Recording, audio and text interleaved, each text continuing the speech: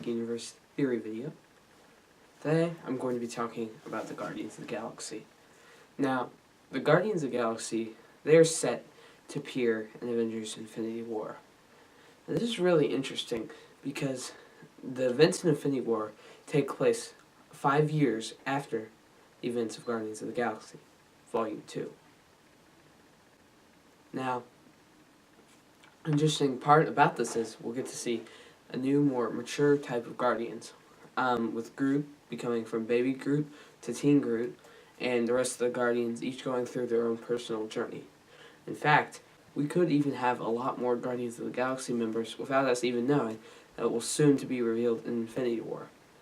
Perhaps Silver Surfer, who recently appeared on the cast list of Avengers Infinity War, will appear in the Guardians of the Galaxy. But what I would really like to talk about in this video is that 5-year time jump. Now, people have been saying that this 5-year time jump is really interesting, and we'll see different Guardians after Avengers Infinity War. I think that's true, and we'll see a whole new roster of Guardians.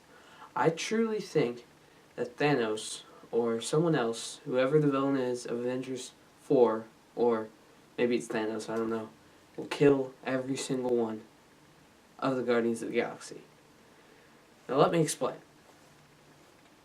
At the end of Guardians of the Galaxy 2, in a post-credit scene, it was revealed that the Sovereign, along with Aisha the Ruler, are creating a new, next-generation being named Adam.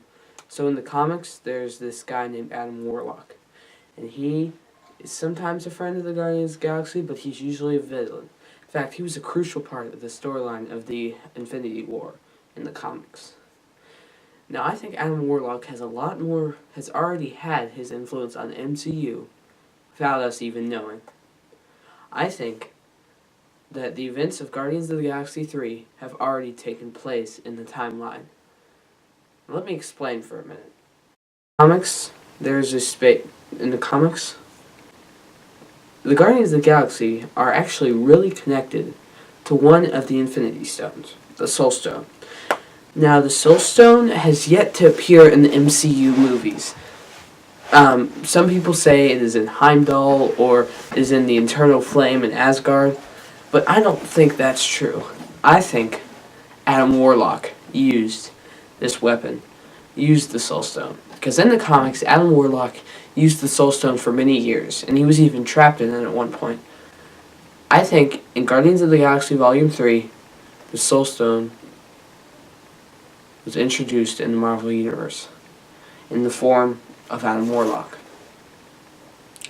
Now, I believe he wielded this against the Guardians of the Galaxy before the events of Avengers Infinity War. Now, the Soul Stone has a couple interesting powers. It has the ability to bring back the dead and other characters. So fans have been asking for the return of Ronan the Accuser. Maybe Adam Warlock possibly could have brought back Ronan the Accuser. Who knows? We'll have to see. But Adam Warlock, I think, is a very interesting character. And I think Guardians of the Galaxy 3 will explain... So I believe in Infinity War, Thanos will maybe have already had the Soul Stone, and we won't get the answer to why until Guardians of the Galaxy Volume 3. I think that's like a prequel to Avengers Infinity War, like in the way that Star Wars had the original trilogy after had the prequel trilogy after the original trilogy was filmed. I really think Guardians of the Galaxy 3 will be a prequel to Avengers Infinity War and set up the Soul Stone, because in an Infinity War Prelude comic, the Soul Stone was named the most powerful stone by Doctor Strange. And this is interesting because the Guardians of the Galaxy have already dealt with another powerful stone in Guardians of the Galaxy Volume 1 in the form of the Power Stone. We haven't seen the full power fleshed out by the Power Stone yet, and we haven't seen anything from the Soul Stone, so I think this could be really interesting. Now, there's a couple characters missing in the trailers that we've seen so far that have kind of made up the main Guardians roster. Most importantly, I I forget his name completely, but he was Yondu's right-hand man. I'll have a picture up here, probably right here. I'll have a picture of him. And, or it's Kraglin, sorry. It's Kraglin. He is the new wielder of Yondu's arrow rig, of course, and he's also...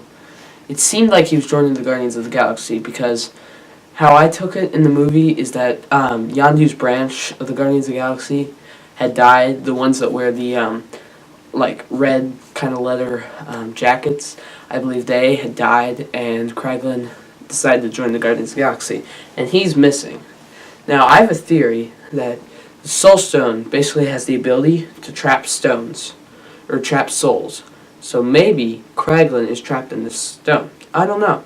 But I really want to see Guardians of the Galaxy 3 take place in this 5-year time jump, because there's going to have to be some explanation. Like in the Infinity War trailer, how did the Guardians of the Galaxy find out about Asgard? Were they chasing down Adam Warlock with the Soul Stone? Who knows? In fact, Guardians of the Galaxy 3 could take place even minutes before Avengers Infinity War, like Rogue One took place right before A New Hope in Star Wars. So, in Avengers Infinity War, this would give them the ability to kill off the Guardians, because James Gunn has said that Guardians of the Galaxy 3 is the last movie with this roster of characters. So it would give them the ability to kill off these Guardians in either Avengers 3 and Avengers 4. But that would not mean their stories are over. This would still give the directors 5 years of content to work in, maybe not in the movie form, but in other forms of media. Maybe in team-up movies and other things. Because 5 years is a long time. That's, in the Marvel Cinematic Universe, that's the span of how long the Avengers have been fighting. That is a long time, in movie-wise at least.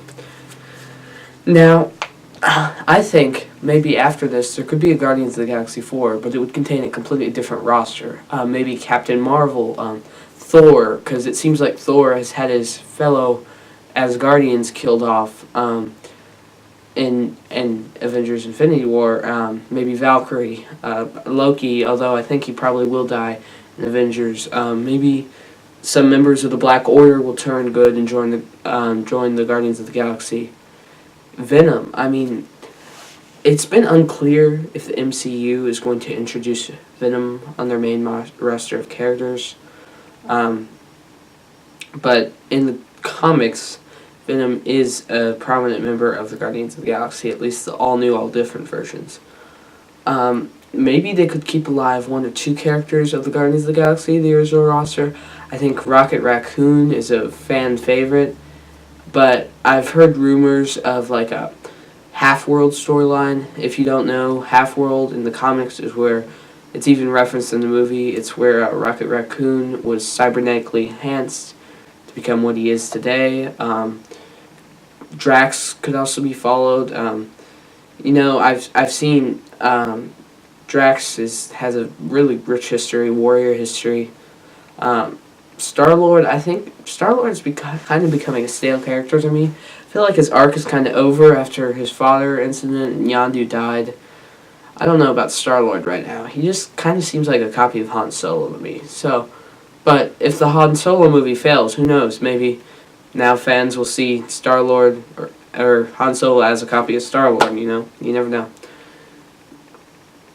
Now, I think the Guardians of the Galaxy are really what connect to the main audience, like the casual moviegoer audience. So when they see Avengers Infinity War, this would really strike that emotional payout that the audiences look for.